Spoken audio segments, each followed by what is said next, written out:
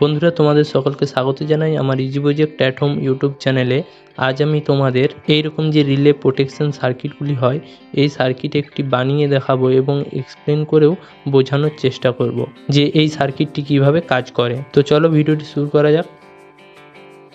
তো এই সার্কিটটি বানানোর জন্য যে যে কম্পোনেন্টগুলি প্রয়োজন হবে সেগুলি হলো এইরকম একটি রিলে লাগবে 12 ভোল্টের, বা তোমরা 5 ভোল্টের রিলে নিলেও 5 ভোল্টের প্রোটেকশন সার্কিট বানাতে পারবে।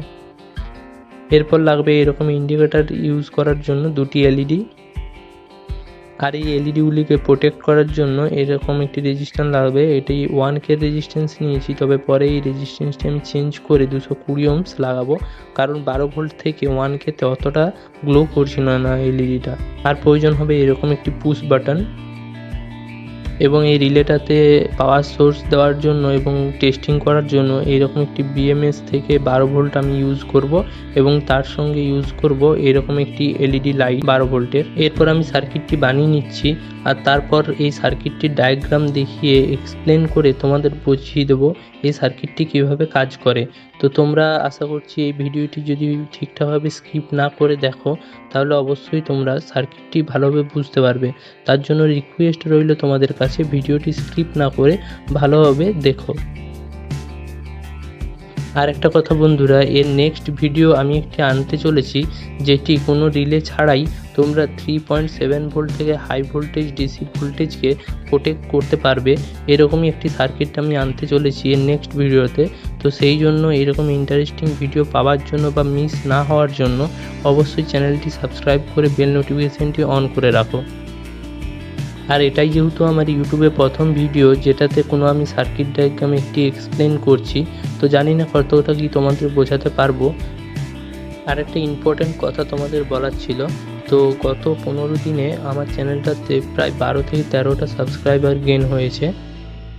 এটা একটা বড় চ্যানেলের ক্ষেত্রে তো কোনো ব্যাপার না, প্রত্যেক মিনিটেই এরকম 15-20টা করে সাবস্ক্রাইবার গেইন হয়, কিন্তু আমার মতো ছোট ছোট চ্যানেলগুলির কাছে এইগুলির জন্য অনেকটাই মোটিভেট লাগে, ভালো লাগে।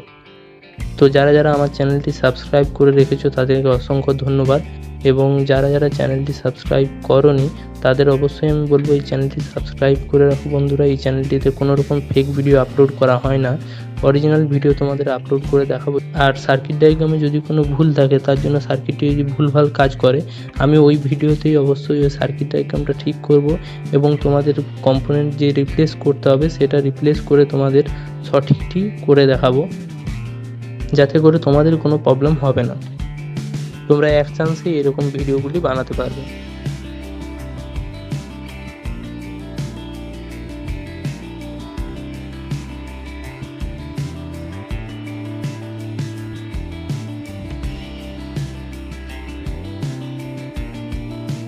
তো বন্ধুরা, দেখতে পাচ্ছ আমার এই সার্কিটটি বানানো হয়ে গেছে।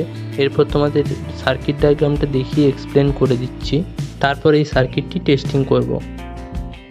তো আমি যে সার্কিটটি বানিয়েছি সেই সার্কিটটা দিয়ে এটি একটি ডায়াগ্রাম বলতে পারো, ঠিক আছে। তো এই ডায়াগ্রামটি কীভাবে কাজ করছে, সার্কিটটি কাজ করছে, এই ডায়াগ্রামে আমি তোমাদের বুঝিয়ে দিচ্ছি। তো দেখো, এইটা হচ্ছে ইনপুটের পজিটিভ নেগেটিভ, এটা হচ্ছে আউটপুটের পজিটিভ নেগেটিভ, ঠিক আছে।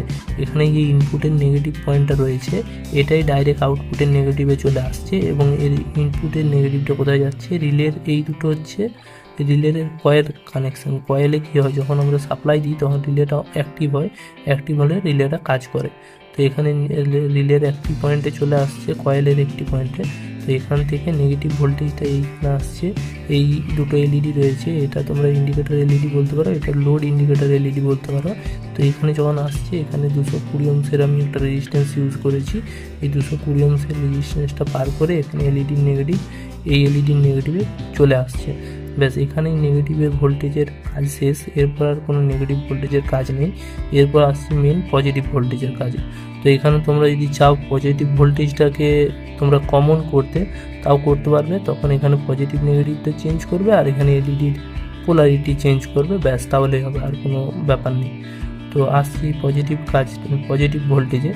তো পজিটিভ ভোল্টেজ কী হচ্ছে, পজিটিভ ভোল্টেজটা আমরা এটা দিয়ে ইন করছি, ইন করার পর এটা দিয়ে সাপ্লাইটা যাচ্ছে। তো এই সুইচের পর এই সুইচের কী হয়, এই দুটো টার্মিনাল তোমরা শর্ট থাকে জানো, আর এদিকে এই দুটো টার্মিনাল শর্ট থাকে তোমরা জানো। সুইচটা যখন পুশ অন করা হয় তখন এইটার সঙ্গে এটা শর্ট হয়ে যায়। তো এই ব্যাপারটায় পরে আসছি। এটা দিয়ে কী হয়, পজিটিভ ভোল্টেজে পেরিয়ে গিয়ে এই পয়েন্টে আসে। এটা হচ্ছে কমন যে পিনটা আমাদের থাকে, শিফটিং হয় সেই পিনে। তো এখানে থাকা অবস্থায় যখন রিলেটা অফ থাকে তখন এটার সঙ্গে অ্যাটাচ হয়ে থাকে প্রথম দিকেই, তো তখন এই এলইডিটা জ্বলে, ইন্ডিকেটর এলইডিটা জ্বলে ওঠে। ঠিক আছে, এরপর যখন আমাদের এই সাপ্লাইটা যখন আমরা অন করি, মানে যখন এই পুশ বাটনটা অন করি, তখন কী হয়, এই পজিটিভ সাপ্লাইটা এইদিকে পেরিয়ে যায়। এইদিকে পেরিয়ে গেলে রিলের এই পয়েন্টে পেয়ে যায় কয়েলে।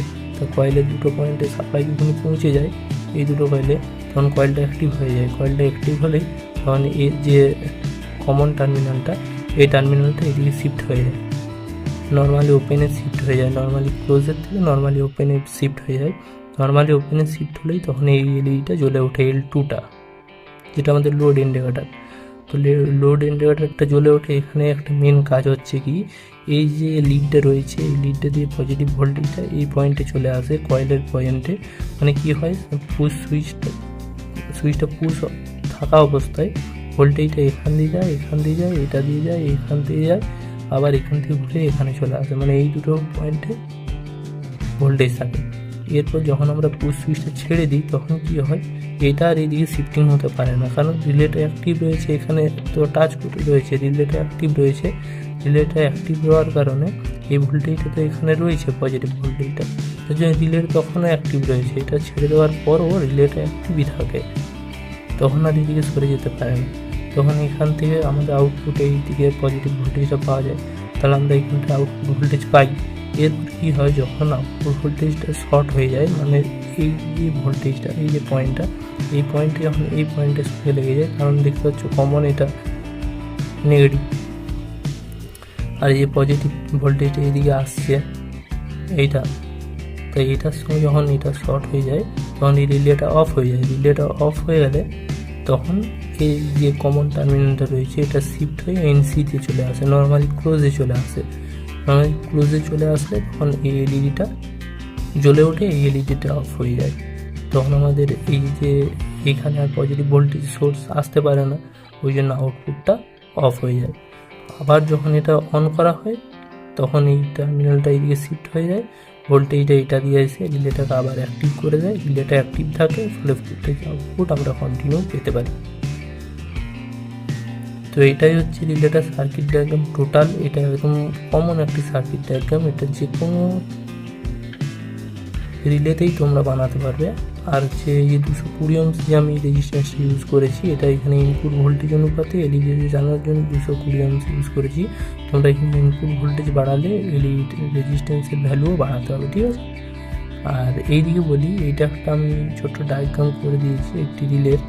তো এটা এনও পিন, এটা এনসি পিন, এটা নেগেটিভ পিন, এটা পজিটিভ পিন কয়েলের। তো এই কয়েলের প্যারালালে আমরা একটা ডায়োড ইউজ করে থাকি, কারণ এর যে একটি ফিডব্যাক কারেন্ট হয় সেই কারেন্টটা ব্যাকে না আসার জন্য, প্রোটেক্ট করার জন্য এখানে ডায়োডটা আমরা ইউজ করি। তো এটাই ছিল সার্কিটটা এক্সপ্লেনেশন। এর 12 ভোল্ট থেকে অনেকটা এলইডিগুলি কম গ্লো করছে, সেই জন্য এই যে 1K রেজিস্ট্যান্সটা রয়েছে এটি আমি খুলে নিয়ে এখানে একটি 220 ohms রেজিস্ট্যান্স লাগাবো।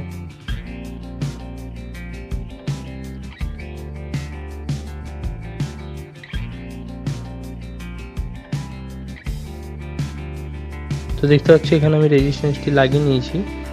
তো চলো এরপরে এটা ফাইনাল টেস্ট করা যাক।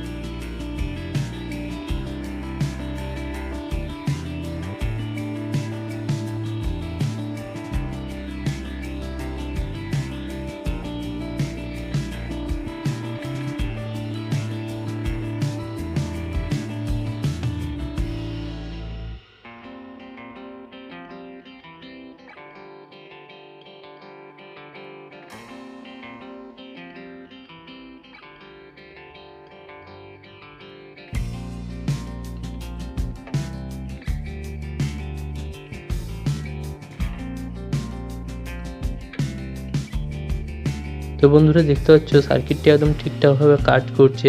তো এরপর তোমাদের একটা কথাই বলবো, আগে যেটা আমি বললাম একটি নেক্সট ভিডিও আমি আনতে চলেছি, যেটা উইদাউট রিলে একটি প্রোটেকশন সার্কিট হবে, তা খুব অল্প খরচের মধ্যেই সেটি তৈরি করতে পারবে।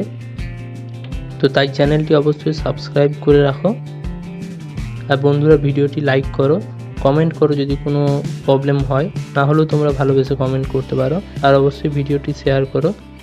তো চলো দেখা হচ্ছে নেক্সট ভিডিওতে, টাটা।